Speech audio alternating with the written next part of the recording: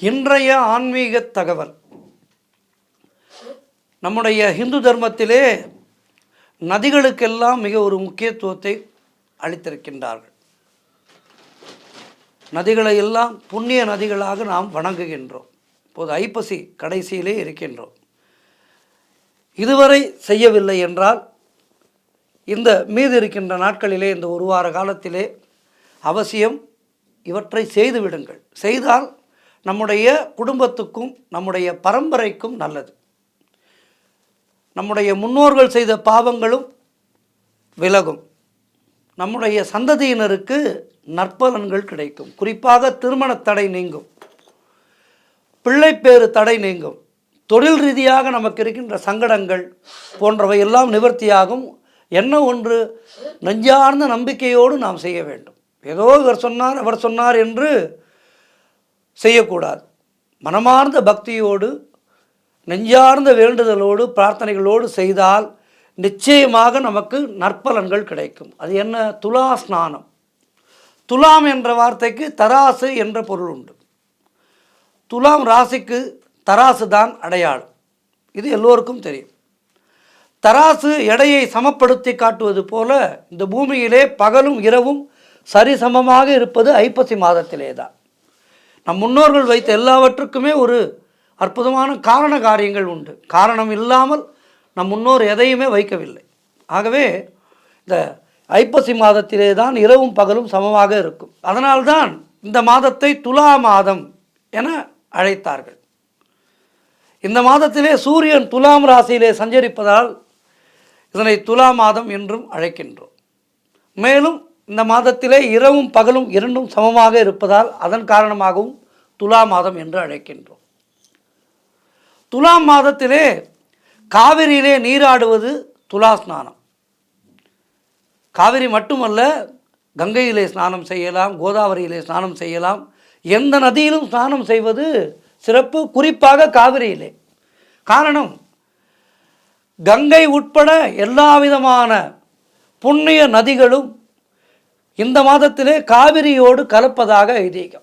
காவிரி ஆற்றுக்கு எல்லா நதிகளும் வந்து விடுவதாக ஐதீகம். 14 லோகங்களிலும் உள்ள 6 கோடி தீர்த்தங்களும் காவிரியிலே வந்து இந்த துலா மாதத்திலே கலக்கின்றது. ஆகவே இந்த மாதத்திலே காவிரியிலே நாம் நீராடினால் எல்லா விதமான புண்ணிய நதிகளிலேயும் நீராடியதாக அர்த்தம். அதனால்தான் துலா ஸ்நானத்தை வைத்தார்கள் முன்னோர்.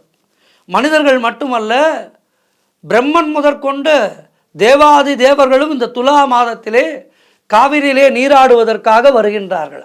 பிரம்ம முகூர்த்த வேளையிலே அந்த தேவாதி தேவர்களோடு நாமும் காவிரியிலே நீராடினால் எம்பெருமானுடைய அருளானது மட்டுமல்லாமல் இந்த தேவாதி தேவர்களுடைய அருளும் நமக்கு கிடைக்கும் என்பது ஐதீகம். காவிரியிலே குளித்து அரங்கனை சேவிப்பது என்பது அத்துணை விசேஷமானது. காவிரியிலே துலா ஸ்நானம் செய்துவிட்டு அரங்கனை வழிபட்டு சந்தனு மகாராஜா பீஷ்மனை மகனாக அடைந்தாராம். இது புராணத்திலே உள்ளது. அதேபோல் அர்ஜுனன் சுபத்ராவை மணந்ததும் இந்த காவிரியிலே துலா ஸ்நானம் செய்ததன் காரணமாக பெற்ற பலனே ஆகும் என சொல்கின்றது. கண்ணனுடைய தங்கையை காண்டீபன் மணக்க காவிரியே காரணமானாள். கங்கையே தன் பாவங்கள், தன்னிடம் மனிதர்கள் கரைத்த பாவங்கள் தீரில் தூசாய் மொத்தமாய் அழிய இந்த புண்ணிய மாதத்திலே காவிரியிலே குளிப்பாளாம். அதாவது கங்கா மாதாவே இந்த காவிரியிலே குளிப்பதாக ஐதீகம். 7 புவனங்கள் படைத்தவனை என்ற வரிகள் என்ன தவம் செய்தனை என்ற பாடலிலே வரும். என்ன தவம் செய்தனை யசோதா எங்கும் நிறை பரபிரம்மம் அம்மா என்றழைக்க. அருமையான பாடல். இந்த பாடலிலே 7 உலகங்கள் குறிப்பிடப்படும். சத்தியலோகம், தபோலோகம், ஜனோலோகம், மகர்லோகம், ஸ்வர்லோகம், புவர்லோகம், பூலோகம். இவை மேலுலகங்கள்.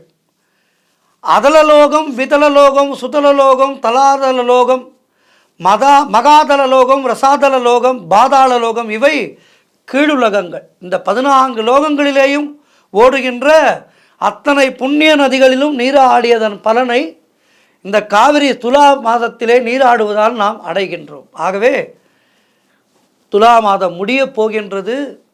விரைவாக சென்று கும்பகோணம் காவிரி கரையிலே இந்த காவிரி நீராடி, அரங்கத்து காவிரியிலே நீராடி, காவிரி எங்கெல்லாம் ஓடுகின்றதோ அங்கெல்லாம் நீராடி நாம் செய்த வினைப்பயனை அறுப்போம், நம்முடைய குடும்பத்துக்கு புண்ணியத்தை சேர்ப்போம். நன்றி, வணக்கம்.